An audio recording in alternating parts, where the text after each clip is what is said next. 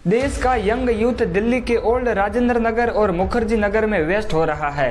कुछ कहानियां यहीं शुरू होके यहीं खत्म हो गया, लेकिन कोई भी इस पर ध्यान नहीं दे रहा है। जो यंग टैलेंट नए नए स्टार्टअप्स शुरू कर सकते थे, वो बस एक छोटे से कमरे में पुरानी किताबों में गुजरता जा रहा है। 2018 के एक ग्रुप डी के एग्जाम के लिए 2.8 करोड़ फॉर्म भरे गए थे, जो आज के ऑस्ट्रेलिया की पॉपुलेशन से भी ज्यादा है, और टोटल सीट थी सिर्फ 90,000। पेपर लीक, कोचिंग का खर्चा, रहने का खर्चा, मेंटल हेल्थ प्रॉब्लम जैसे चैलेंजेस के बाद भी देश का यंग यूथ एक गवर्नमेंट एग्जाम के लिए पूरी जिंदगी लगा देता है, जिनमें से 90% लोगों की जॉब लग ही नहीं पाती है, क्योंकि इतनी तो वैकेंसी ही नहीं निकलती है जितने फॉर्म भरे जाते हैं। हमारे देश का यंग यूथ अपनी एनर्जी को गवर्नमेंट एग्जाम के लिए वेस्ट किए जा रहा है, ये कहना है हमारे प्राइम मिनिस्टर के एडवाइजर का। लोग मूवीज और वेब सीरीज देखकर यूपीएससी के समंदर में छलांग तो लगा लेते हैं, लेकिन कुछ टाइम बाद उनको रियलाइज होता है कि ये तो एक रेट रेस ट्रैप है, लेकिन अब उनके लिए उसमें से बाहर निकलना ऑलमोस्ट इम्पॉसिबल हो जाता है। आइए जानते हैं गवर्नमेंट एग्जाम के इस रेट रेस की डार्क रियलिटी के बारे में।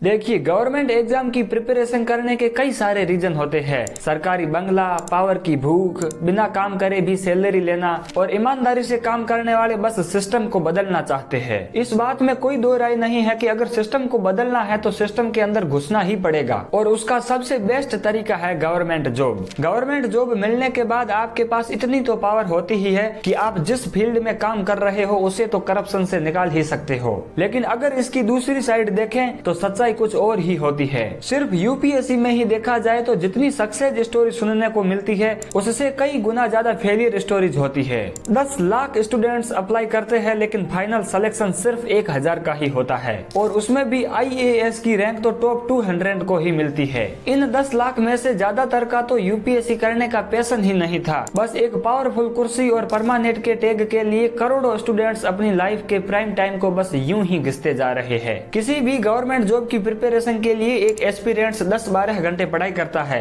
कोचिंग ज्वाइन करता है, टेस्ट सीरीज ज्वाइन करता है, और उसके साथ हैंड रिटन नोट्स भी खरीदता है, बस एक लिस्ट में अपना नाम देखने के लिए। कब उस छोटे से कमरे में उसकी उम्र निकल जाती है उसे पता भी नहीं चलता है, क्योंकि कोचिंग सेंटर्स वाले बस मोटिवेशन की गोली देते रहते हैं। उनको पता होता है कि सिलेक्शन तो सिर्फ 0.1% का ही होना है, इसलिए वो टॉप 0.1% का बैच पहले से ही अलग कर देते हैं और उन पर डबल फोकस लगाते हैं। और अगर 99% बीच में ही प्रिपरेशन छोड़ देंगे तो ये भी सोच के देखो ना कि उनकी कोचिंग एक स्टार्टअप कैसे बन पाएगी। इसलिए वो मोटिवेशन की गोली देते रहते हैं। और ज्यादातर जगह तो गवर्नमेंट जॉब की प्रिपरेशन इसीलिए करते हैं ताकि समाज में आपको ऊंचे से ऊंची इज्जत मिल सके, शादी के लिए बड़े बड़े रिश्ते आ सके, और गवर्नमेंट जॉब में जॉब सिक्योरिटी भी होती है कि अगर आप कुछ नहीं करोगे तो भी आपकी जॉब सिक्योर है। कॉर्पोरेट जॉब की तरह आपकी जगह कोई दूसरा नहीं ले पाएगा। और ज्यादातर स्टूडेंट्स तो गवर्नमेंट जॉब की प्रिपरेशन फैमिली के प्रेशर के कारण करते हैं, जबकि उनका उसमें कोई इंटरेस्ट भी नहीं होता है।